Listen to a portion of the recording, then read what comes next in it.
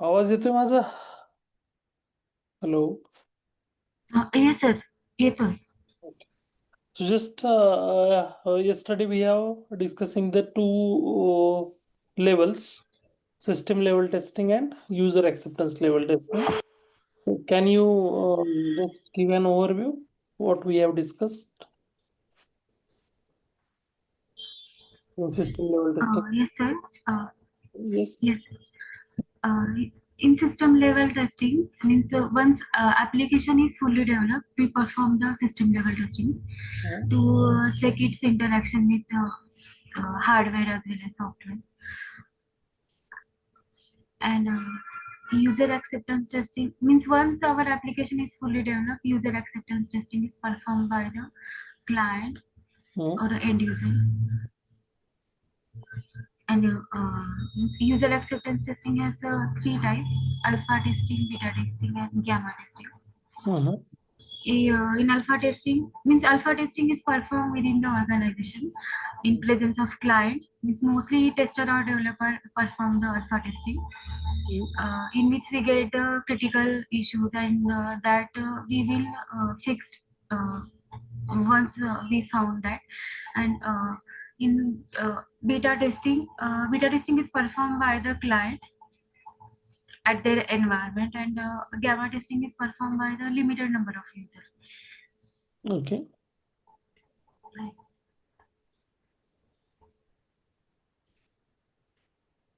Okay. So in last session we have discussed the two things in levels of testing, two levels. The system level testing. In system level testing, the black box test engineer basically involved in the system level testing once the whole application is ready, or we can say that once the developer done integration testing, then we are ready for the system level testing. We are going to be consider that whole application is ready and we are going to be do the system level testing. As a part of system level testing, we are going to be do the couple of testings different म्हणजे मग त्याच्यामध्ये आपण performance करू शकतो, load testing करू शकतो, stress testing करू शकतो, कम्पॅटिबिलिटी करू शकतो, युजेबिलिटी करू शकतो, फंक्शनल टेस्टिंग करू शकतो. So just we are going to be do couple of testing, system integration testing करू शकतो. अशा कपल ऑफ टेस्टिंग्स इन्व्हॉल्व्ह आहेत तुमच्या सिस्टम लेवल टेस्टिंग मध्ये. सो सिस्टम इंटिग्रेशन मध्ये आपण डिस्कस केलं होतं yesterday when we are going to do any kind of action in one of the module. So we are going to be see the reflections in related parts or related areas. So बाकीच्या जर एका मॉड्यूलवर काही आपण action perform केलं system integration करायला लागलो तर तर त्याच्या रिलेटेड जे बाकीचे मॉड्यूल्स आहेत तर त्याच्यावर काय ऍक्शन्स परफॉर्म व्हायला लागल्यात ते सुद्धा आपल्याला काय करावं लागतात, मॅप करावं लागतात, चेक करावं लागतात as a part of system integration testing. त्यानंतर मग आपण काल कम्पॅटिबिलिटी बघितली होती. सो आपण डेव्हलप केलेलं ऍप्लिकेशन सगळ्या एन्व्हायरमेंटमध्ये कम्पॅटेबल आहे का नाही. जसं की आपण ते ब्राउझर स्टॅकवर जाऊन वेगळे वेगळे एन्व्हायरमेंट, मग मोबाईल एन्व्हायरमेंट असतील किंवा तुमचे ओएसचे एन्व्हायरमेंट असतील, म्हणजे जसे की विंडोज 11वर टेस्ट करायलो, विंडोज 8वर टेस्ट करायला लागलो, किंवा लिनक्सच्या एखाद्या ऑपरेटिंग सिस्टीमवर टेस्ट करतोय, मॅकच्या ऑपरेटिंग सिस्टीमवर टेस्ट करतोय. सो अशा different browser, different operating system, different devices, हे सगळ्या एन्व्हायरमेंटमध्ये तुमचं ऍप्लिकेशन म्हणजे प्रॉपरली वर्क होतंय की नाही हे चेक करायला लागलो as a part of compatibility testing. तसंच आपल्याला परफॉर्मन्स टेस्टिंग करायची असेल तर मग as a part of load testing किंवा स्ट्रेस टेस्टिंग, परफॉर्मन्स टेस्टिंग करायची तुम्हाला, तर मग डिफरंट टूल्स लागतात आपल्याला, कारण सिंगल मशीनवर सिंगल युजर परफॉर्मन्स टेस्टिंग करू शकत नाही. सो त्याच्यासाठी मग तुम्हाला टूल्सची हेल्प घ्यावी लागेल. मग ते टूल्स जर आपण इंटिग्रेट केले, मग जीमीटर असेल, लोड रनर असेल, निवो लोड नावाचं टूल असेल, असे टूल जर आपण इंटिग्रेट केले तर त्याच्यावरून आपण मग काय करू शकतो, just we are going to be do ते via that tool we are going to be, जसं की आपल्याला हिट करायचं एखाद्या वेबसाईटला, मग तिथे तुम्हाला 500 युजरचा लोड द्यायचा आहे, 1000 युजरचा लोड द्यायचा आहे, तर ते लोड तुम्ही वाया टूल्स आपण काय करू शकतो, देऊ शकतो. आणि त्या पर्टिक्युलर वेबसाईटला एखाद्या हिट करायचं असेल तर ते विदिन अ सेम, म्हणजे सेम फ्रिक्वेन्सीमध्ये, सेम टायमिंगमध्ये आपण तशा रिक्वेस्ट, तसा लोड आपण त्या सर्व्हरला देऊ शकतो. आणि then we are going to be see that how that server get behaves using these tools. तर हे आपण बघितलं होतं, these things we have yesterday discussed as a part of system level testing. आणि त्यानंतर आपण लास्टला डिस्कस केलं होतं युजर ॲक्सेप्टन्स लेवल टेस्टिंग, म्हणजे जिथे युजरची इन्व्हॉल्वमेंट आहे. त्या टेस्टिंगला आपण काय म्हणायला लागलो, युजर ॲक्सेप्टन्स टेस्टिंग. मग युजर ॲक्सेप्टन्स टेस्टिंगमध्ये आपण डिस्कस केलेलं की 3 टाइप्स येतात युजर ॲक्सेप्टन्स टेस्टिंगमध्ये.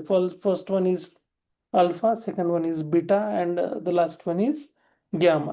सो अल्फा टेस्टिंगमध्ये आपण बघितलं होतं, आपलीच टीम इन्व्हॉल्व आहे, आपल्याच एन्व्हायरमेंटमध्ये टेस्टिंग व्हायला लागली. फक्त युजरला आपण काय करायला लागलोत, बोलवतोय की we are going to be do the alpha testing. So in presence of, म्हणजे त्याच्या प्रेझेन्समध्ये आपण युजरला बोलवून त्याच्या प्रेझेन्समध्ये आपलीच टीम तिथं टेस्टिंग करायला लागली. सो या त्याच्यामध्ये आपल्याला बग्स भेटू शकतात, मिसिंग फीचर्स भेटू शकतात, काही ब्लॉकर्स पण भेटू शकतात.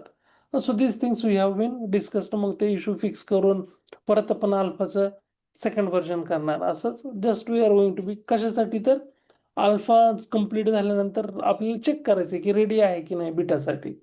मग अल्फाच कम्प्लीट झाल्यानंतर मग आपण बीटा करणार. तर बीटा आपण नाहीत करणार, बीटा कोण करणार आहे, कस्टमर ॲक्च्युअल परफॉर्म करणार आहे. सो आपण ॲप्लिकेशन हँडओव्हर करणार आहेत किंवा डिलिव्हर करणार आहेत कस्टमरच्या एन्व्हायरमेंटमध्ये. मग कस्टमर स्वतः करेल किंवा तो थर्ड पार्टी टेस्टर हायर करेल, आणि they are going to be do the which testing, beta testing there. So in that way just we are going to be C.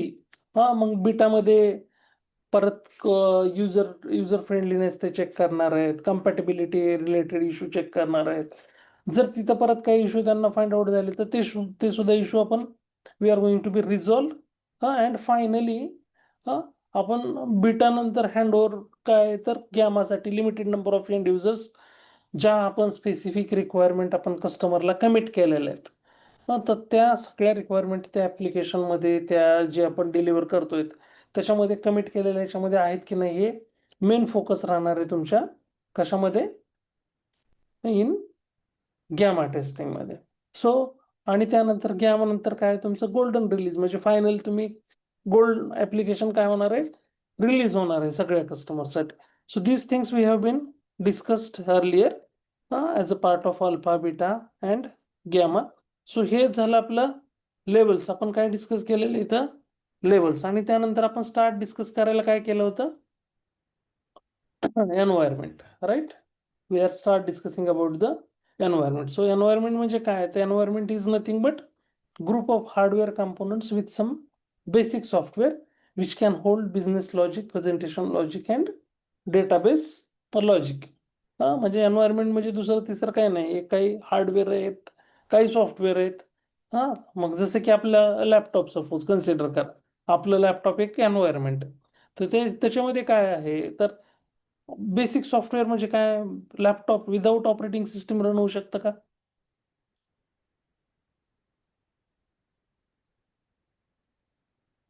कुठलं सॉफ्टवेअर लागेल विदाऊट ऑपरेटिंग सिस्टीम, कुठलं laptop run होईल का? म्हणजे काय झालं, एक बेसिक रिक्वायरमेंट काय, ते झालं बेसिक सॉफ्टवेअर. परत त्याच्यासोबत काही म्हणजे हार्डवेअर म्हणजेच काय, तर त्याचं काय, रॅम किती, त्याची किती जीबीची आहे, रॉम किती जीबीची आहे, प्रोसेसर कुठला यूज केलेला आहे. सो हे काही बेसिक हार्डवेअर सॉफ्टवेअर आहेत, काही सॉफ्टवेअर बेसिक सॉफ्टवेअर आहेत. आणि हे हार्डवेअर आणि सॉफ्टवेअरचं काय कॉम्बिनेशन, आणि ते काय होल्ड करायला लागलंय, तर बिझनेस लॉजिक होल्ड करतोय, प्रेझेंटेशन लॉजिक होल्ड करतोय, डेटाबेस लॉजिक होल्ड करतोय. म्हणजे एन्व्हायरमेंट म्हणजे काय, तर they are going to be hold these 3 things. or we can say that either we are going to be say that business logic, presentation logic or database logic, or we can say that presentation layer, business layer and database layer. ते hold काय करायला लागले, environment कशाचं combination आहे, presentation layer, business layer आणि database लेअरचं.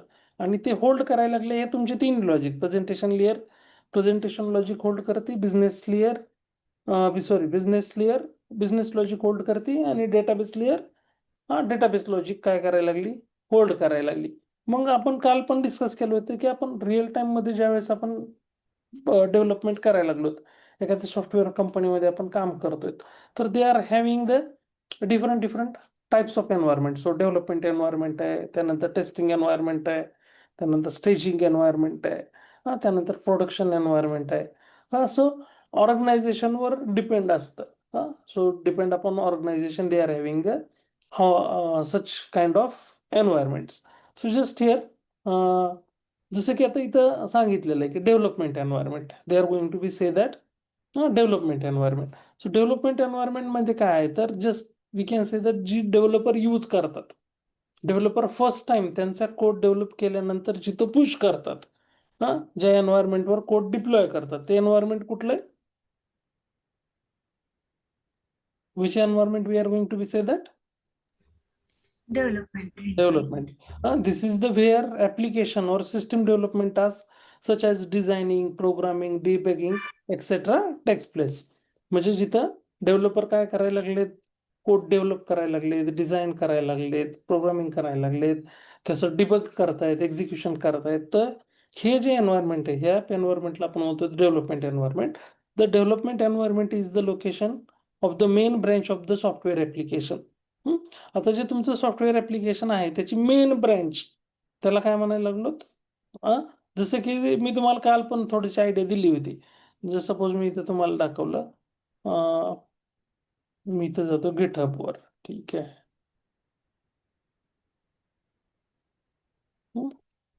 एखादा प्रोजेक्टवर जातो मी.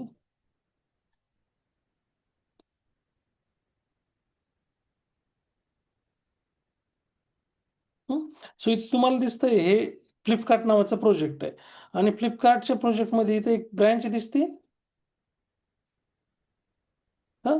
2 ब्रँचेस दाखवतोय इथे, दिसतंय स्क्रीनवर. Yes, sir. सो एक जी आहे ही आहे तुमची कुठली, main branch. So main branch असते तुमच्या ज्यावेळेस आपण त्या प्रोजेक्टवर जातो, इथे गिटहबवरच आपण ज्यावेळेस प्रोजेक्टवर चाललो, तर प्रोजेक्टवर प्रत्येक डेव्हलपर काय करत असतो, ते ह्या मेन ब्रँच पासून त्याची स्वतःची ब्रँच क्रिएट करत असतो. ह्या मेन ब्रँच पासून तो काय करत असतो, they are going to be create their own branch, प्रत्येक जण. मग पण सगळा प्रोजेक्ट जो आहे परत, म्हणजे डेव्हलपरनं मेन ब्रँच पासून स्वतःची ब्रँच क्रिएट केली, पण तो जो ब्रँचमध्ये त्याच्या ब्रँचमध्ये जो कोड क्रिएट करतो, तो नंतर मर्ज कुठं करतो, कुठल्या ब्रँचमध्ये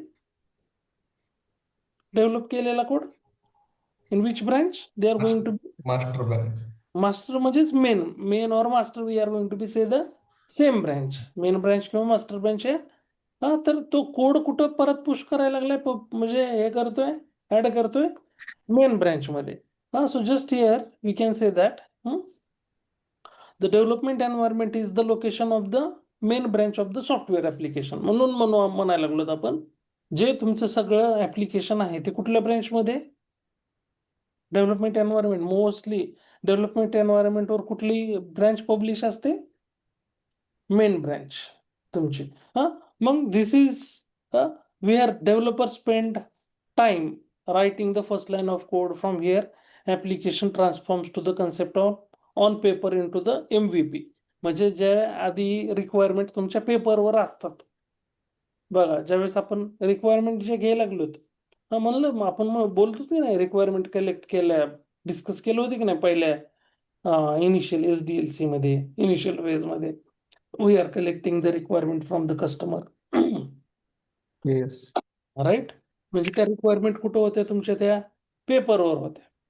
आता ज्यावेळेस डेव्हलपर काय करायला लागलाय, रिक्वायरमेंट डेव्हलप करतोय, तर त्या पेपरवरून कुठं आल्या, तुमच्या MVP म्हणतो त्याला. म्हणजे ऍक्च्युअल तुमचं काय व्हायला लागलंय, ट्रान्सफॉर्म व्हायला लागलंय रिक्वायरमेंट. पेपरवरचे रिक्वायरमेंट प्रोडक्ट मध्ये यायला लागले की नाही, ऍप्लिकेशन मध्ये यायला लागलेत. येस. सो त्याला काय म्हणायला लागलो, MVP, minimum viable product.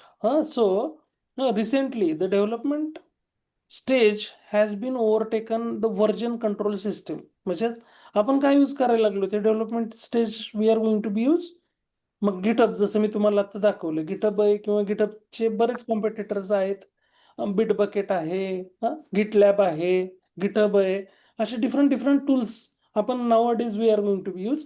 They are essentially host code in a public and private repositories in the cloud. So आता पब्लिक आणि प्रायव्हेट असं दोन्ही रिपॉझिटरी आपल्याला इथं क्रिएट करता येतात. पण आपल्या ज्या प्रोजेक्टच्या रिपॉझिटरी असतात त्या प्रायव्हेट असतात, दे आर नॉट पब्लिक. आपण ज्यावेळेस कुठल्याही ऑर्गनायझेशनसाठी काम करत असतो तर तिथल्या रिपॉझिटरी ह्या कशा असतात, प्रायव्हेट. कारण त्या पब्लिक म्हणजे आपण आता सपोज मी तर ही जी रिपॉझिटरी ठेवलेली आहे तर ही पब्लिक आहे. दिस वन इज द कशी आहे, this repository is public, we can see that इथं, हे दिसतं इथं. Yes. सो पब्लिक रिपॉझिटरी म्हणजे एनीवन कॅन ऍक्सेस. गिटअपचा तुम्हाला ऍक्सेस असो नसो, तो डिरेक्टली मी जर ही URL तुमच्यासोबत शेअर केला तर डायरेक्टली तुम्ही त्या ह्याच्यावर काय करू शकता, त्याला रिपॉझिटरी ऍक्सेस करू शकतात. म्हणजे तुम्हाला हे पाहिजे, तुमच्या हा प्रोजेक्ट तुम्हाला पाहिजे तर तुम्ही इथं कोडमध्ये जाऊन इथं ऑप्शन आहे बघा, डाउनलोड झिप आहे, किंवा हा इथला URL कॉपी करून क्लोन नावाची गिटची एक कमांड आहे, गिट क्लोन नावाची, ते टाकून तुम्ही डिरेक्टली हा प्रोजेक्ट काय करू शकतात, क्लोन करू शकतात, तुमच्या मशीनमध्ये कॉपी करू शकतात. कारण ही रिपॉझिटरी कशी आहे, Public. पब्लिक आहे. ही जे हा जो प्रोजेक्ट आहे तो कसा आहे, पब्लिक आहे. मग आपल्याला पब्लिक आणि प्रायव्हेट असे दोन्ही ऑप्शन आहेत. इथं रिपॉझिटरी क्रिएट करताना आपण पब्लिक पण करू शकतो आणि प्रायव्हेट पण करू शकतो. मग इथं काय आहे, सो आपण ज्यावेळेस ऑर्गनायझेशनमध्ये एखाद्या कंपनीमध्ये काम करत असतो तर त्या त्या केसमध्ये आपल्या पब्लिक रिपॉझिटरी नसतात, त्या कशा असतात, प्रायव्हेट. कशा रिपॉझिटरी असतात, प्रायव्हेट. आणि जे लोक त्या प्रोजेक्टवर काम करतात त्यांनाच कंपनीने ऍक्सेस दिलेला असतो. जे लोक त्या पर्टिक्युलर प्रोजेक्टवर काम करतात त्या रिपॉझिटरीचा ऍक्सेस त्यांनाच असतो. असं नसतो की त्या कंपनीमध्ये 100 एम्प्लॉय आहेत तर 100च्या 100 एम्प्लॉयला सगळ्या रिपॉझिटरीचा ऍक्सेस असणार आहे का? त्या प्रोजेक्टवर जर 10 लोक काम करायला लागले तर त्या 10च लोकांना त्या प्रोजेक्टचा ऍक्सेस असतो, बाकीच्यांना ऍक्सेस नसतो त्या प्रोजेक्टचा, हे लक्षात घ्या. सो ते 10 जण जे काम करतायत तेच काय करू शकतात, तो प्रोजेक्ट ऍक्सेस करू शकतात. मग त्याच्यामध्ये सुद्धा ऍक्सेसचे टाईप आहेत. म्हणजे तुम्हाला फक्त रीडचा ऍक्सेस आहे काही जणांना. जसं सपोज आता क्यूए आहे, क्यूएला काही घेणं देणं नाही ना, क्यूएला फक्त काय करायचं आहे, तो प्रोजेक्ट क्लोन करून त्याच्या मशीनवर वगैरे लोकल एन्व्हायरमेंटवर डिप्लॉय करायचा आहे. आणि सपोज लोकल सर्व्हरवर काही टेस्टिंग करायची असेल तर तो करू शकतो. म्हणजे तो प्रोजेक्ट क्लोन करू शकतो, लोकल सर्व्हर स्टार्ट करू शकतो, क्यूए डेव्हलपरना जे काही गोष्टी टाकलेल्या आहेत त्या लोकल सर्व्हरवर रन व्हायलेत की नाही चेक करू शकतो. त्याला कोडमध्ये चेंजेस करायची गरज आहे का क्यूएला?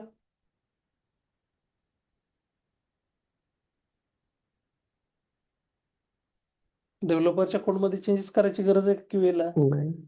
मग क्यूएला काय काय केलेलं असणार, फक्त कुठला ऍक्सेस देणार, Read access. Read access. म्हणजे डिफरंट डिफरंट ऍक्सेस टाईप आहे तुमचे, रीड आहे, राईट आहे, हा, रीड राईट, परत तुमचा मर्जचा ऍक्सेस आहे, कमिटचा ऍक्सेस आहे. तुझं ठेवलं आपण बस, युजर ज्या प्रकारचा युजर आहे त्यानुसार आपण त्याला काय करायला लागलो, तिथं we are going to be provide the access to the user. So मग क्यूए असेल तर क्यूएला फक्त रीडचा ऍक्सेस, डेव्हलपरला रीड राईट दोन्ही ऍक्सेस देणार आहेत आपण, कमिटचा ऍक्सेस देणार आहेत. So they are going to be give अशा प्रकारचे ऍक्सेस देऊन काय करायला लागलो आपण, मग इथं private repository. So this makes the environment the easiest to set up with the GitHub case. The free tier has enough feature and resources for the starting phase of the most application. So mostly हे कसं आहे, GitHub हा free platform आहे, open source platform आहे. So तिथं तुम्ही private repository create केलं तर तुम्हाला काय कोणाला पे करायची गरज नाही, काय नाही. सो इथं काही त्यांचे पेड पण ऑप्शन्स आहेत. So organisation is going to buy that. Organisation तुम्हाला जास्त स्पेस पाहिजे असेल, मग ते वेब स्पेसवर आहे. सो लिमिटेड वेब स्पेस पाहिजे असेल तर फ्रीमध्ये तुम्हाला गिटअप काय करतं, 1-2 GB 1 GB काय जे काही असेल तो फ्री स्पेस देतं. पण तुम्हाला त्याच्यापेक्षा जास्त पाहिजे असेल तर तुम्हाला काय करावं लागेल, त्यांचे पेड जे आहेत, सो तर पेड व्हर्जन इथे घ्यावे लागतील. सो असं डेव्हलपमेंट एन्व्हायरमेंट आपण कुठं मेंटेन करायला लागलो, तर आपला सगळा सोर्स कोड आपण ठेवतो कुठल्या, गिटहब प्लॅटफॉर्मवर. किंवा गिटहब सारखे जे रिलेटेड आहेत दुसरे, बिटबकेट असेल, किंवा गिटलॅब असेल, अशा डिफरंट डिफरंट प्लॅटफॉर्मवर आपण आपला कोड डिप्लॉय करणार आहेत. आणि तिथं सगळा कोड कुठल्या ब्रँचवर असणार आहे, मेन ब्रँचवर. मग ज्यावेळेस डेव्हलपरला कुठलं नवीन फीचर एखादं डेव्हलप करायचंय तर तो काय करतो, त्या मेन ब्रँच पासून एक ब्रँच क्रिएट करतो. मेन ब्रँच पासून काय क्रिएट करतोय, they are going to be create their own branch. त्याच्यामध्ये तो कोड डेव्हलप करणार आहे आणि त्यानंतर मग तो कोड परत मर्ज करणार आहे कुठल्या मेन ब्रँचमध्ये तो कोड. सो ही एक प्रोसेस आहे. We are going to be learn all this things. ज्यावेळेस आपले गिटचे सेशन होतील त्याच्यामध्ये आपण डिटेल्समध्ये बघणार आहे ते की ही प्रोसेस कसं फॉलो करतोय आपण. कारण ऑटोमेशन टेस्टिंगमध्ये आपल्याला QA as a QA we are also become a developer. QA सुद्धा काय आहे तिथं ऑटोमेशन टेस्टिंगमध्ये डेव्हलपरच आहे. So we are going to be follow all this process.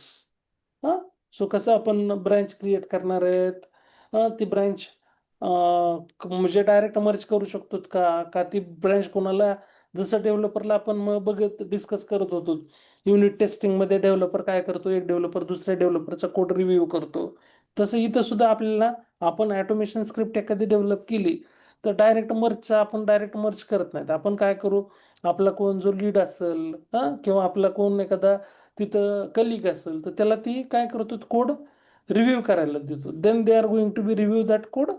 आणि if he is not found anything, म्हणजे सगळं ओके असेल तर then that case they are going to be merge that code. तो कोड काय करतो, मर्ज करतो. So this things we are going to be see. फक्त right now just remember this things की डेव्हलपमेंट एन्व्हायरमेंटमध्ये आपण मोस्टली गिटहब यूज करतोय. Okay. आणि मेन ब्रँचवर आपला सगळ्या जे काही लेटेस्ट कोड असेल तो सगळा कुठल्या ब्रँचवर आहे, गिटहबवर प्रायव्हेट रेपो असणार आहेत आपल्या प्रोजेक्टचे आणि त्याच्यामध्ये we are having the code in a main branch. Is it clear? So now we are going to be move to the next. Environment कुठलं आहे, डेव्हलपमेंट एन्व्हायरमेंट. जसं काल पण आपलं थोडंसं डिस्कशन झालं होतं. डेव्हलपमेंट एन्व्हायरमेंटमध्ये कसं असतं, मल्टिपल डेव्हलपर्स आर पुशिंग दिअर कोड. मग कंटिन्युअसली मेन ब्रँचेस नाही राहणार आहे तिथं, किंवा जी ब्रँच सपोज शंकरनं काहीतरी कोड लेटेस्ट पुश केलाय, परत त्या कोडमध्ये सपोज मी काहीतरी टेस्ट करायला, मी सपोज कन्सिडर करा टेस्टर आहे, शंकर डेव्हलपर आहे. शंकरनं कोड पुश केला आणि सांगितलं Ravi you go and test that particular feature I have already deployed in a dev environment, so you can test. So मी जाऊन टेस्टिंग स्टार्ट केली की सपोज शिवा आला आणि त्या शिवानं काय केलं, त्याची ब्रँच पब्लिश केली, डेववर पुश केली. त्याची ब्रँच पब्लिश केली की शंकरची ब्रँच निघून जाणार. तिथं कोणाची ब्रँच रिप्लेस झाली, शिवाची ब्रँच रिप्लेस झाली का मग मी जी काय टेस्ट करायला लागलोय ते मला प्रॉपर भेटणार नाही. म्हणजे डेव्हलपमेंट एन्व्हायरमेंट काय व्हायला लागलं, कंटिन्युअसली इंटरप्ट होत राहतं. कंटिन्युअसली काय होत राहतं, इंटरप्ट. म्हणून ह्या एन्व्हायरमेंटवर आपण टेस्टिंग मोस्टली अवॉइड करू. आपण टेस्टिंग काय करू, ह्या एन्व्हायरमेंटवर मोस्टली अवॉइड करू. मग त्याच्यासाठी आपल्याला स्पेसिफिकली कुठलं एन्व्हायरमेंट आहे, we are having a testing environment, QA environment आहे specifically.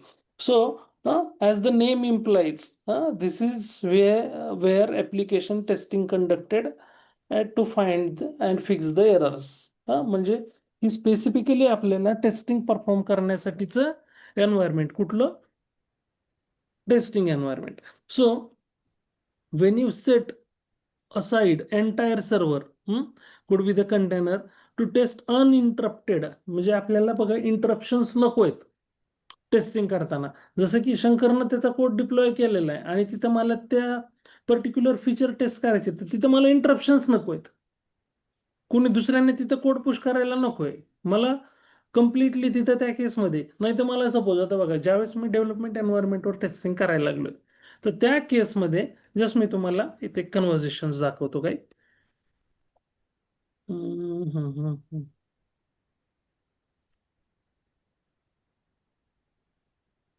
These are the yesterday's conversations.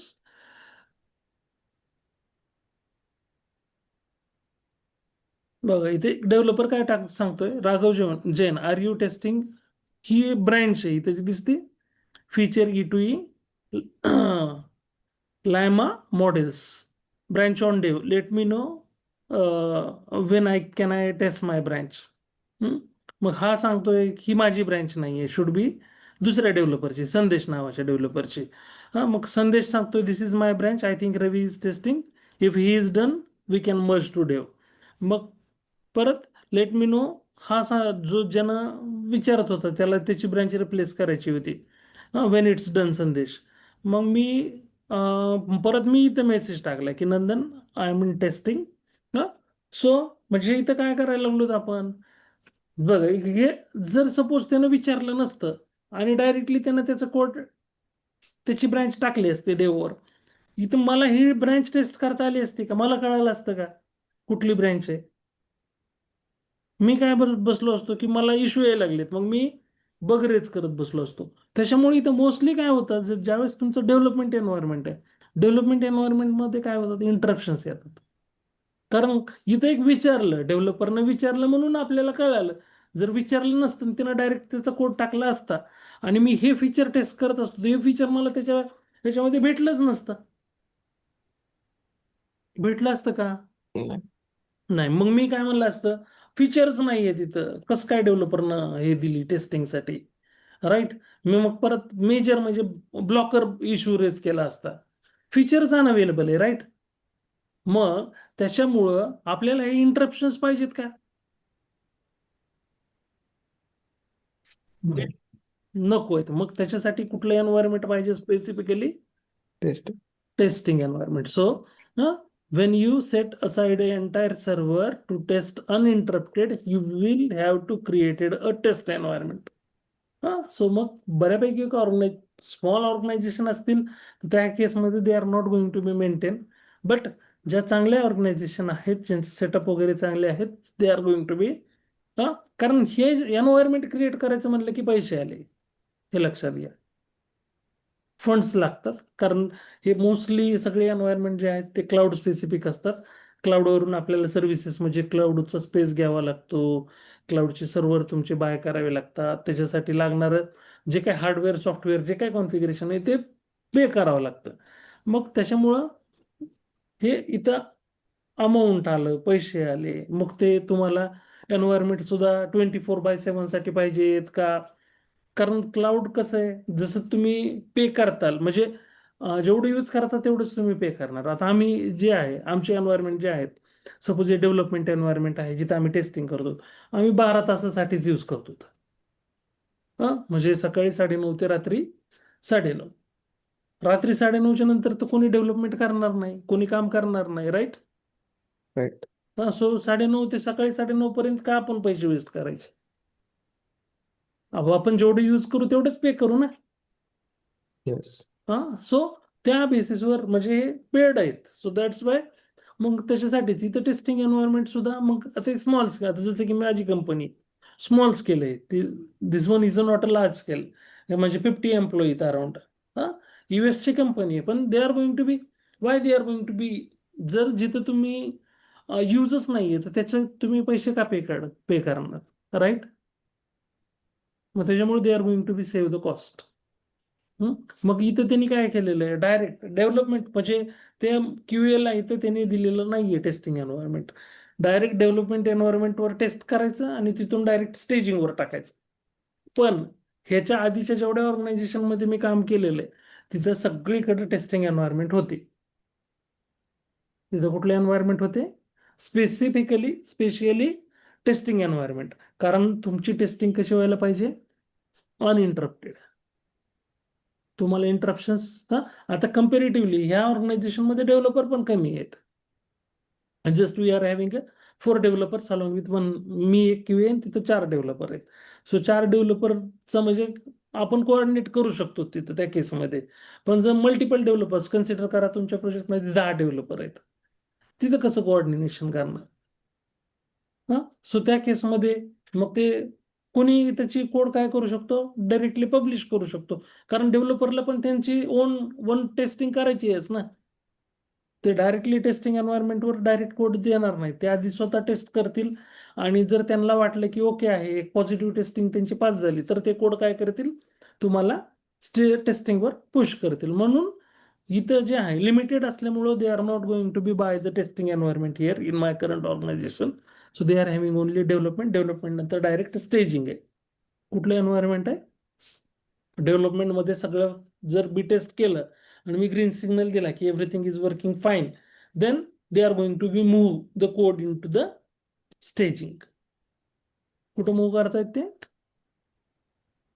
Then they are going to be move the code in to the staging. So इथं बघतोय आपण.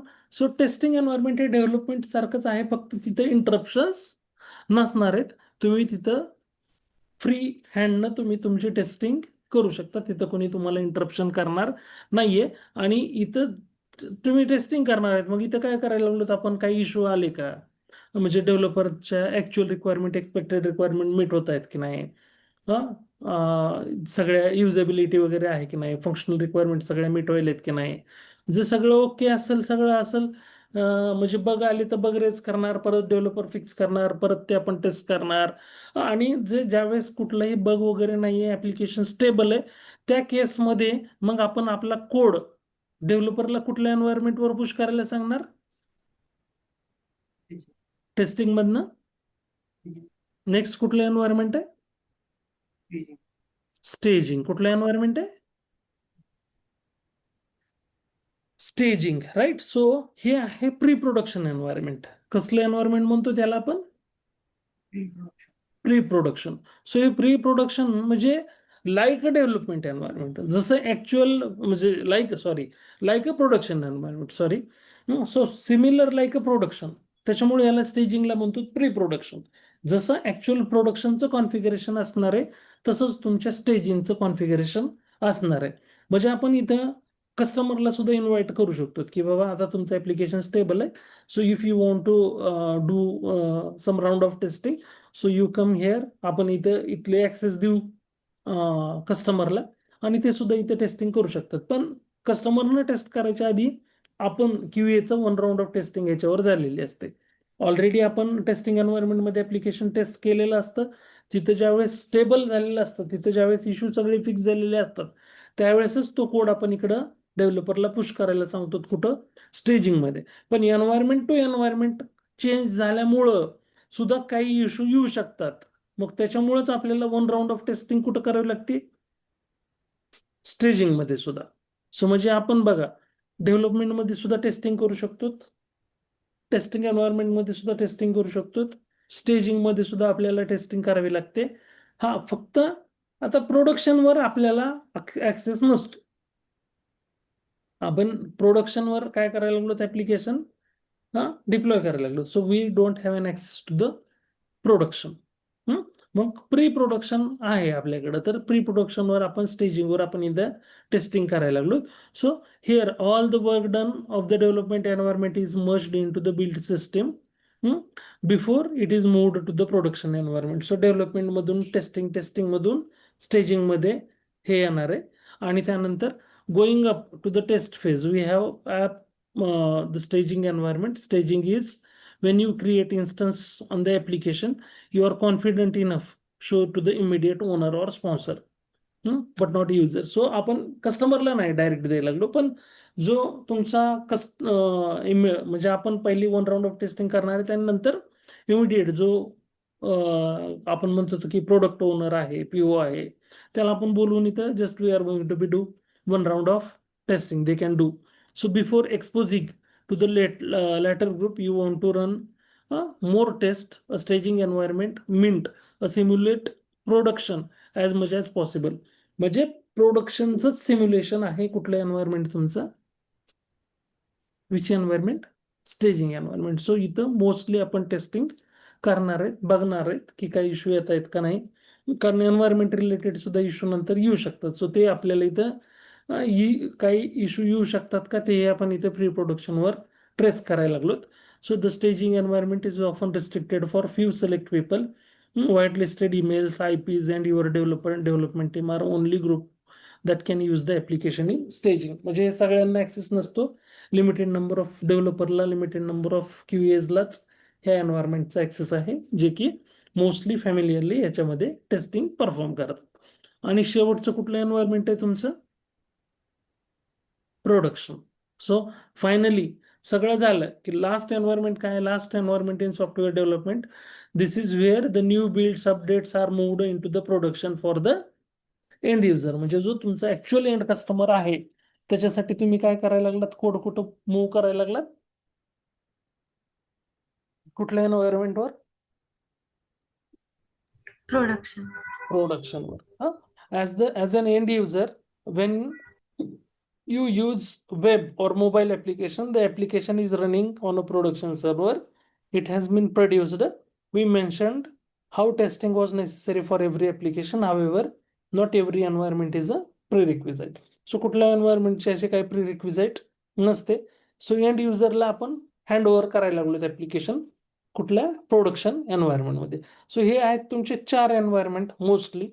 म्हणजे पहिलं आहे जिथं डेव्हलपमेंट स्टार्ट करतो, म्हणजे तुमच्या पेपरवरच्या रिक्वायरमेंट आपण ऍक्च्युअली प्रोडक्ट म्हणजे एक मिनिमम व्हायबल प्रोडक्ट MVP तयार करायला लागलो, ते कुठल्या एन्व्हायरमेंट पासून, तुमच्या डेव्हलपमेंट एन्व्हायरमेंट. त्याच्यामध्ये मग आपण सांगितले की तुम्हाला गिटहब वगैरे आपण इथं यूज करतो. गिटहब असेल, बिटबकेट असेल, गिटलॅब असेल, असे ऍप्लिकेशन डेव्हलपर्स म्हणजे हे open source platform developer use करायला लागलाय.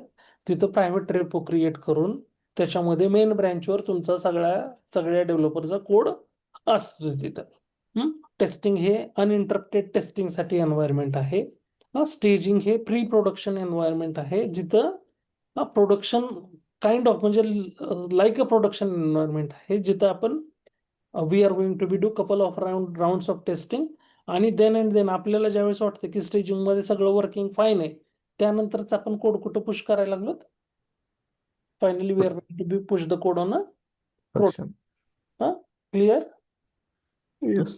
सो त्यानंतर परत आपण इथं टाइप्स ऑफ एन्व्हायरमेंट मध्ये बघा, हे हे झालं आपलं ऍक्च्युअल रिअल मधले एन्व्हायरमेंट आपण जे डिस्कस केले आता. Development environment, testing environment, staging environment आणि प्रोडक्शन एन्व्हायरमेंट. आता हे जे इथं टाइप्स दिलेले आहेत तुम्हाला, stand alone, client server, web आणि डिस्ट्रीब्युटेड, तर हे जे आपण आता डिस्कस केले की नाही एन्व्हायरमेंट, तर त्याच्यामध्ये कुठल्या टाइप्स असू शकतात. म्हणजे सपोज कस्टमरचं जे रिक्वायरमेंट असेल की त्याला ऍप्लिकेशन सिंगल युजरला सिंगल मशीनवर यूज करायचंय, तर त्या केसमध्ये कुठली टाईप येऊ शकते त्या एन्व्हायरमेंटची, स्टँड अलोन एन्व्हायरमेंट, किंवा त्याला वन टायर आर्किटेक्चर काय म्हणतो, stand alone. If customer want use their application in single user single machine, त्याला एकट्यालाच यूज करायचं, त्याला काही कुठली रिक्वायरमेंट नाहीये, इंटरनेटची रिक्वायरमेंट नाहीये ना, क्लायंट सर्व्हरचं रिक्वायरमेंट आहे, तर त्या केसमध्ये ते कसलं एन्व्हायरमेंट झालं किंवा कसलं आर्किटेक्चर झालं, Standalone.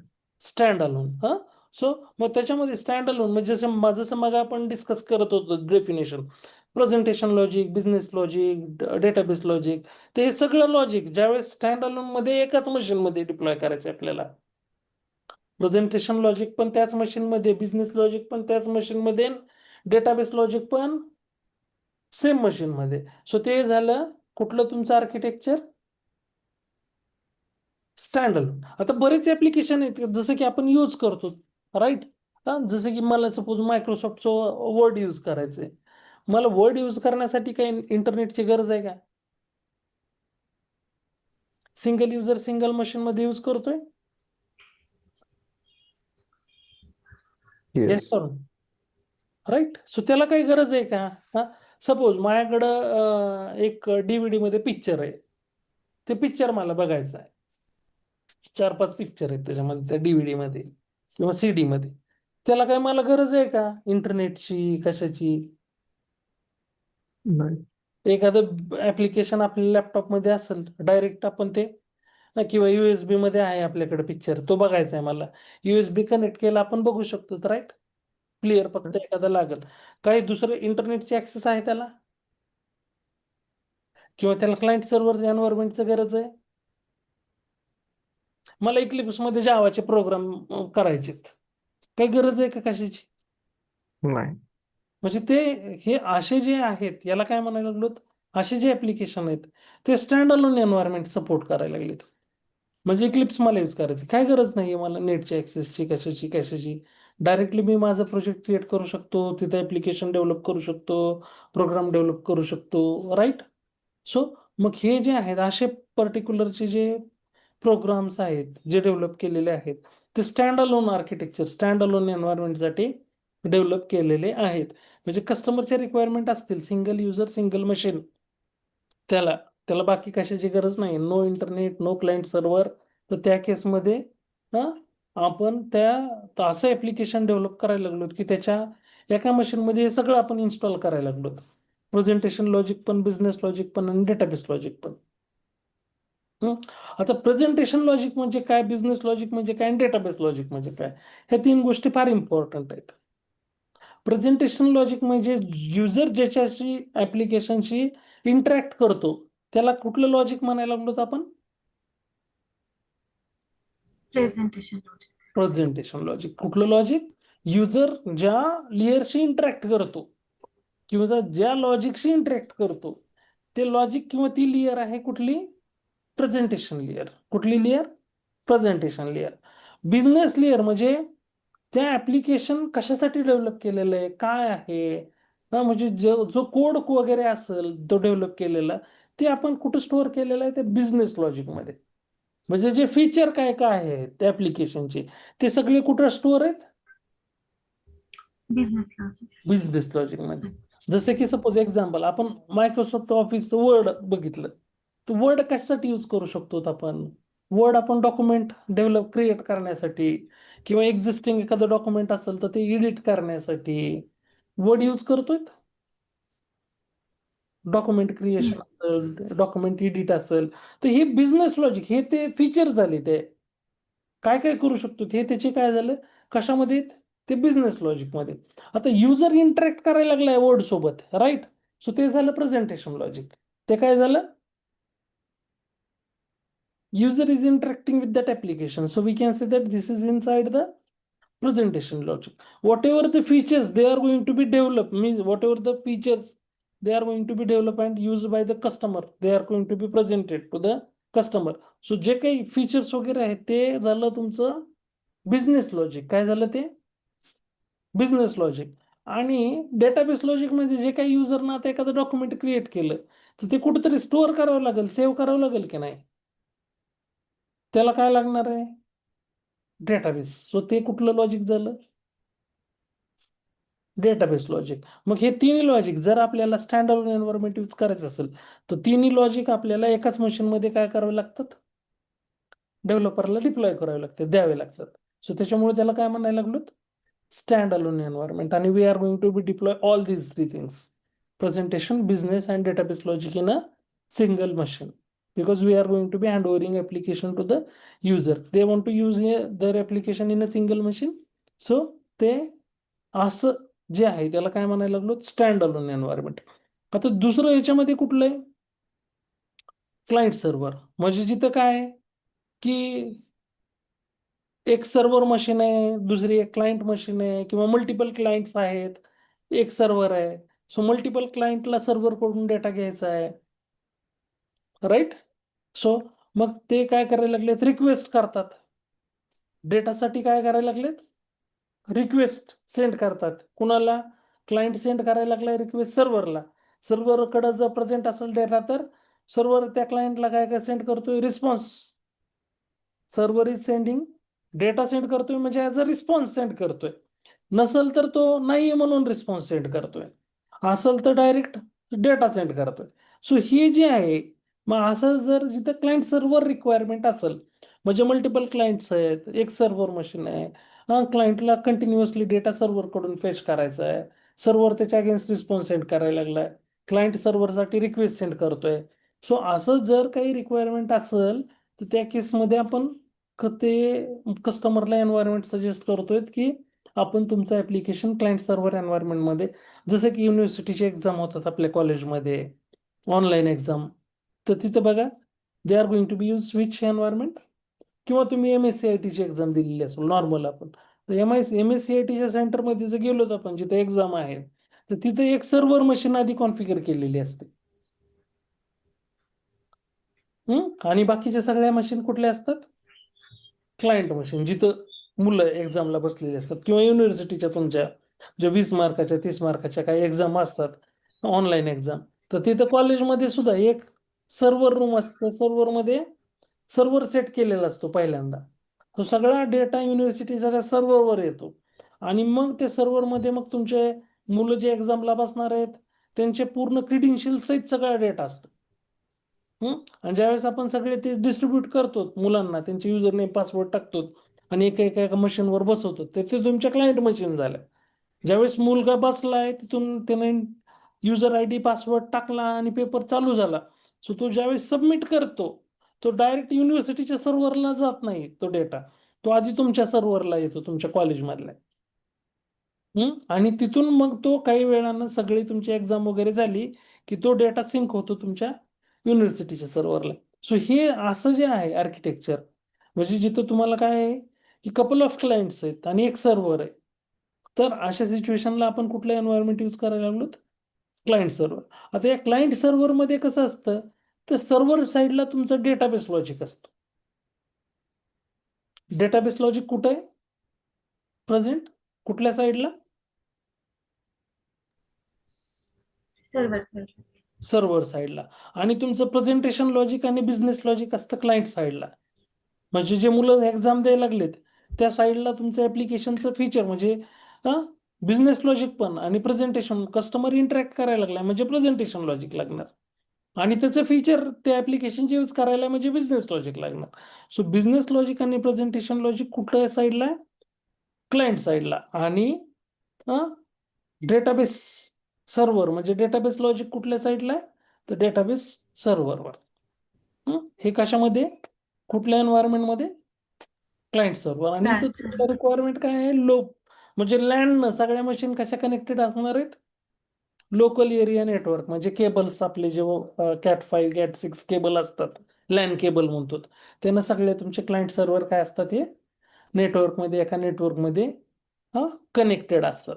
सो त्यानंतर थर्ड एन्व्हायरमेंट येतं तुमचं कुठलं? Web environment. सपोज कस्टमरला त्याचं ऍप्लिकेशन कसं पाहिजे? वेब बेस्ड पाहिजे. कसं पाहिजे? Web based. बघा आता आपली जी मीटिंग कनेक्टेड आहे ती कशी आहे? Without web can we interact with each other? No. मग हे काय केलं आपण इथं? आपण वेब एन्व्हायरमेंट यूज करायला लागलो. झूमचं काय केलेलं आहे, मी एक सबस्क्रिप्शन घेतलंय.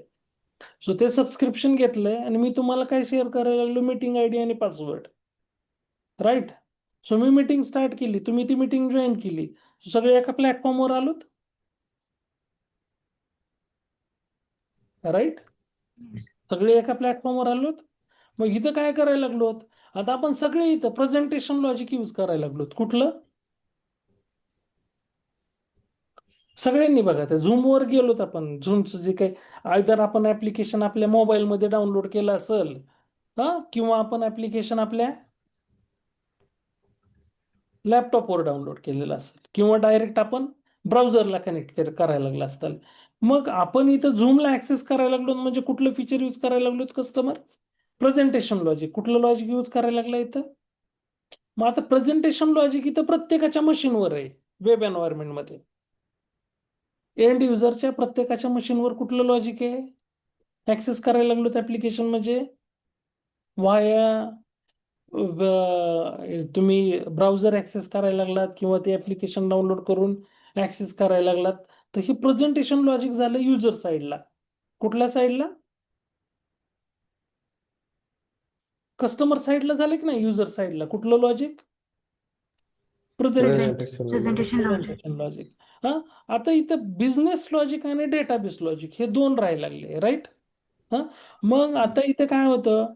डिफरंट सर्व्हर असतात.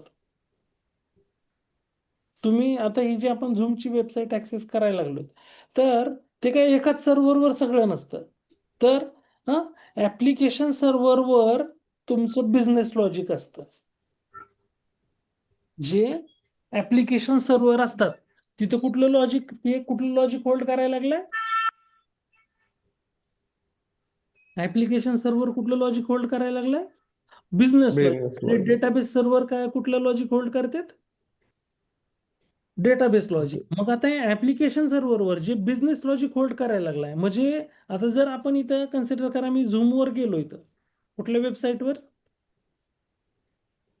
झूमच्या वेबसाईटवर गेलो तर इथं जे काही सगळे फीचर्स दिसत आहेत हे झूमचे, म्हणजे इथं प्रोफाईल्स, मीटिंग्स, वेबिनार्स, इव्हेंट्स, हे जे काय आहे सगळं, हे फीचर्स जे आहेत हे दिसत आहेत, हे सगळे कुठं आहेत, कुठल्या ह्याच्यावर आहेत,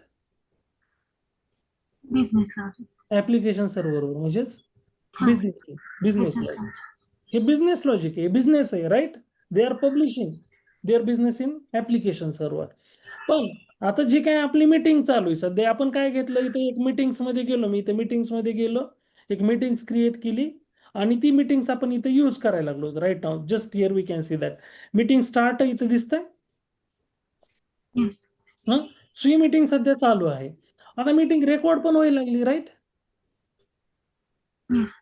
मीटिंग काय होती, रेकॉर्ड. आपण इथं बघतोय तो बघा, रेकॉर्डिंग स्टार्ट आहे, इथं दिसतंय सिम्बॉल. Yes. म्हणजे मीटिंग तुमची रेकॉर्ड व्हायला लागली. आता ही मीटिंग रेकॉर्ड व्हायला लागली, हा डेटा कुठं स्टोअर होणार आहे? After So, 16 database. कुठल्या सर्व्हरला? Database database server. सर्व्हरला. कारण आपण काय केलेलं आहे, डेटाबेस सुद्धा यांचा काय घेतलेला, 2 GB चा डेटाबेस घेतलेला आहे. सो आपला डेटा कुठं स्टोअर व्हायला लागला? डेटाबेस सर्व्हरवर. म्हणजे हे जे काय व्हायला लागली ऍक्टिव्हिटी, ती स्टोअर कुठं होती? डेटाबेस सर्व्हरवर. मग त्याच्यामुळं ज्यावेळेस आपण वेब एन्व्हायरमेंट ज्यावेळेस डिस्कस करत असतो, तर वेब एन्व्हायरमेंटमध्ये कस्टमर साईडला जिथे कस्टमर ऍक्सेस करायला लागला URL, तिथं असतं प्रेझेंटेशन लॉजिक. जिथं तुमची वेबसाईट आहे ज्या सर्व्हरवर, ते असतं ऍप्लिकेशन सर्व्हरवर, तिथं असतं बिझनेस लॉजिक. तिथं काय असतं? Business logic. आणि जिथं तुम्ही डेटा स्टोअर करायला लागलात, जे डेटाबेस सर्व्हर आहेत, तिथं काय आहे तुमचं डेटाबेस लॉजिक. सो हे असं 3 लेअरमध्ये इथं डिस्ट्रीब्यूट व्हायला लागलंय वेब एन्व्हायरमेंट. आता वेब एन्व्हायरमेंट सारखंच सेम आहे, कुठलं? Distributed environment. कुठलं एन्व्हायरमेंट? वेब एन्व्हायरमेंट आणि डिस्ट्रीब्युटेड एन्व्हायरमेंट सेमच आहे. फक्त वेब एन्व्हायरमेंटमध्ये limited number of end users इथे ऍक्सेस करू शकतात. सपोज आता बघा, मी झूमचं सबस्क्रिप्शन घेतलेलं आहे कितीचं? 100 युजर्सचं. तर 100 पेक्षा जास्त लोक माझ्या मीटिंगला नाही जॉईन करू शकत, ती वेटिंग मध्ये जाणार. जर मी 1000 जणांना पाठवलं मीटिंग, पण किती 100च, जी इनिशियली 100 जॉईन करतील तेवढेच. बाकीचे जर आले 100, 200, 300, ते वेटिंग मध्ये राहणार. त्यांना ऍक्सेस आहे का? नाही. नाहीये. मग मला वेबिनार घ्यावं लागणार. मीटिंगवर मला इनफ नाहीये, जर जास्त लोक वाढले तर पॉसिबल नाहीये, मी नाही करू म्हणजे कम्युनिकेट करू शकत तेवढ्या लोकांसोबत. मग त्याच्यासाठी मग मला वेबिनारचा ऍक्सेस घ्यावा लागेल, म्हणजे वेगळं फीचर मला बाय करावं लागणार झूमचं, राईट. Right. हा.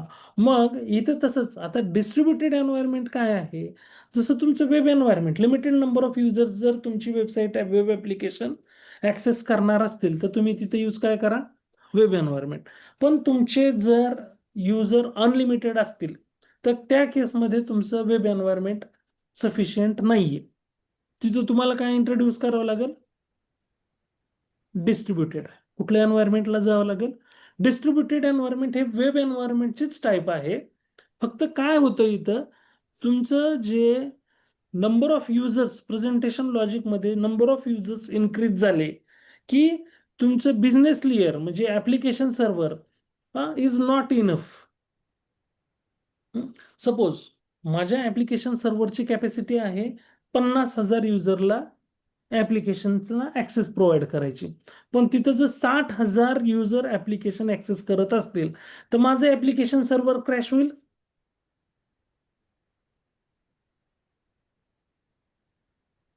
काय ऍक्सेस ते प्रोव्हाइड करेल?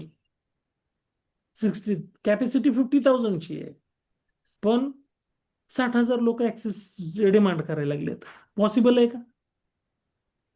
तुमच्या वेबसाईटची कॅपॅसिटी आहे 1,000 लोकांना at a time website access करू शकतात, पण तिथं 1,500 लोकांनी, 2,000 लोकांनी, 3,000 लोकांनी ऍक्सेस करायला लागले. पहिल्यांदा काय करेल, 1100, 1200, 1300 ऍक्सेस होत राहील, पण परफॉर्मन्स स्लो होईल. वेबसाईटचा परफॉर्मन्स काय होईल? स्लो होईल.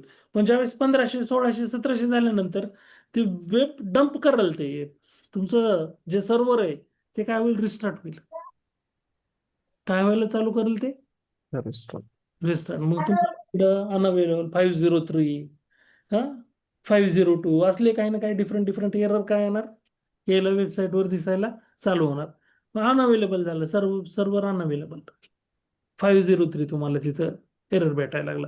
मग अशा केसमध्ये जर तुमचं ऍप्लिकेशन म्हणजे तिथं रिस्ट्रिक्शन नसायला पाहिजे, नंबर ऑफ युजर्स कितीही असले तरी ऍक्सेस भेटायला पाहिजे, तर त्या केसमध्ये आपण एन्व्हायरमेंट कुठलं यूज करायला लागलो, वेबच्या ऐवजी Distributed. डिस्ट्रीब्युटेड. म्हणजे फक्त हे बिझनेस लॉजिक जे आहे, म्हणजे ऍप्लिकेशन सर्व्हर जे आहेत ते काय होणार आहे, तिथं इन्क्रीज होणार आहेत. ऍप्लिकेशन सर्व्हर्स काय होणार आहे तिथं, इट विल गेट इन्क्रीज. म्हणजे एक नाही, तिथं मल्टिपल ऍप्लिकेशन सर्व्हर असणार आहेत. There are couple of application servers. हा, मग जसे म्हणजे इथं जसं कस्टमर तुमचे इन्क्रीज होतील, पर्सनल लॉजिक मध्ये जे युजर आहे तुमचा तो इन्क्रीज झाला की ते ऍप्लिकेशन बिझनेस लॉजिक काय होणार, डिस्ट्रीब्यूट होणार. हे बिझनेस लॉजिक जे आहे ऍप्लिकेशन सर्व्हर काय होणार, मध्ये डिस्ट्रीब्यूट होणार अकॉर्डिंग टू द कस्टमर. आणि इथं आपण क्लाउड, इथं पिक्चर मध्ये काय येतं तुमचं, क्लाउड. काय यूज करायला लागलो, क्लाउड. म्हणजे जसे त्याला इन्फॉर्मेशन भेटली की नंबर ऑफ युजर्स इन्क्रीज होत आहेत, की ऑटोमॅटिकली बिझनेस लेयर काय करणार, डिस्ट्रीब्यूट करणार. म्हणजे एक ऍप्लिकेशन सर्व्हरचे तिथं 2, परत आणखी इन्क्रीज झाले, 2च्या तिथं 3. हे सगळे अमेझॉन, फ्लिपकार्ट हे जे आपण वेबसाईट यूज करतो की नाही, युट्यूब, अमेझॉन, फ्लिपकार्ट, हा, ज्या ट्रेंडिंग म्हणजे जास्त यूज होणार आहे, फेसबुक हे सगळे हे यूज करतात कुठलं, डिस्ट्रीब्युटेड एन्व्हायरमेंट. विच एन्व्हायरमेंट, कारण ज्यावेळेस लिमिटेड नंबर ऑफ युजर्स असतील तर लिमिटेड ऍप्लिकेशन सर्व्हर असणार. इन्क्रीज झाले युजर की ऑटोमॅटिकली काय होणार, they are going to be increase their capacity. हा, ऍप्लिकेशन सर्व्हर तिथं ते लगेच इमिडिएटली प्लॅन करणार, कॉल करणार. सो हे आहे कुठलं, this is all about the environment.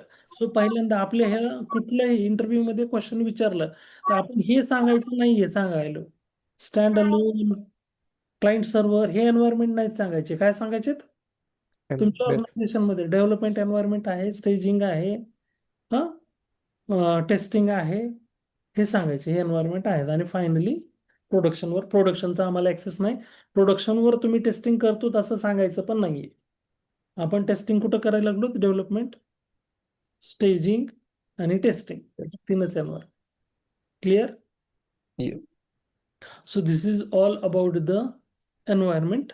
So tomorrow we are going to start discussing the software development process models. काय बघायच्यात आपल्याला, so software development process model, waterfall model, prototype model तर आपण already discuss केलेलं आहे आपल्या रिक्वायरमेंट, आपल्या initial फेजमध्ये. Engagement manager हा हे मॉड्यूल करतो, म्हणजे अनक्लिअर रिक्वायरमेंटला क्लिअर करण्यासाठी कुठलं, प्रोटोटाइप. Prototype. सो बाकीचे पण आपल्याला हे बाकीचे जे काही मॉडेल आहेत, इव्होल्युशनरी, स्पायरल, फिश, व्ही, आणि सगळ्यात लास्टला फोकस करायचं आपल्याला अजाईल. कुठल्या मॉडेलवर, Agile methodology. अजाईल मेथोडॉलॉजी किंवा अजाईल मॉडेल. तर अजाईल मध्ये डिफरंट मॉडेल्स आहेत अजाईल मेथोडॉलॉजी मध्ये, तर ते आपण डिस्कस करणार आहेत. त्याच्यामध्ये स्क्रम आपल्याला मेनली फोकस करायचंय. स्क्रम काय आहे, त्याच्यामध्ये कुठल्या मीटिंग्स असतात काय, तर tomorrow onwards we are going to start discussing the software process development models. So इथपर्यंत काय डाऊट? सर एक डाऊट होता की ज्या वेळेस आपण आता डेव्हलपमेंट प्रोसेस कम्प्लीट झाली आपली, एक PR एका ब्रँच मध्ये आपलं पूर्ण त्याच्यामध्ये, तर त्याची फक्त आपण टेस्टिंगला फक्त ती ब्रँच देतो का आपण, आणि बिल्ड हे कोणतेच बनवतात का, टेस्टिंग डिपार्टमेंटच बनवतात का त्याची बिल्ड? नाही, इथं बिल्ड जे आहे डेव्हलपरच बनवतो. आता काय ओके. करतो, तुझा कोड डिप्लॉय, तुझ्या ब्रँच मध्ये तू एक कोड डेव्हलप केलास आणि तुला टेस्टिंग साठी द्यायचं, तर तू सपोज आता काल परवापासून तू त्याच्यावर काम करायला चालू केलेलं आहेस. आता तुला, पण तू ज्यावेळेस कोड डिप्लॉय करणार आहेस तर लेटेस्ट जे तुझं डेव्हलपमेंट एन्व्हायरमेंट आहे ते पहिल्यांदा तू तुझ्या ब्रँच मध्ये घेतोस, त्याचा फुल घेतो त्याचा. फुल घेणार आणि नंतर मग तुझी ब्रँच काय करणार, तू पब्लिश करणार डेव्हलपमेंटवर. मग तू सांगणार QA की जाऊन तू टेस्ट कर. मग तुझ्या ब्रँच मध्ये जे काही तू डेव्हलप केलेलं आहे ते डेव्हलपमेंट एन्व्हायरमेंट तुला आलेलं असणार. ओके, ठीक हा, मग ठीक. मग QA जाणार आणि तिथं ते काय करणार, टेस्टिंग. फक्त तिथं इंटरप्शन नको आहेत आपल्याला, दुसरं कोणी नंतर पब्लिश करायला नको. ओके, म्हणजे आपण ज्यावेळेस माझा एक PR आहे, कुठली हा, तरी एक फंक्शनॅलिटी फीचर आहे हा, समथिंग, हा, तर ते फीचर मी पहिल्यांदा डेव्हलपला पुश करणार आणि हा, त्याच्यानंतर ज्यावेळेस माझं फायनल टेस्टिंग होईल, युनिट हा, टेस्टिंग आपली, तर त्याच्यानंतर तो जो डेव्हलपमेंटचा PR आहे तो आपला टेस्टिंग मध्ये PR मर्ज होणार. हा. नंतर मग आपण सपोज तिथं काही नसेल इश्यू, ओके, इश्यू नाही आले, म्हणजे जर बग आले तर मी तुला बग सांगणार लगेच. मग तू बग वगैरे फिक्स करणार, परत आपण एकदा डेव्हलपमेंटवरच टेस्टिंग करणार.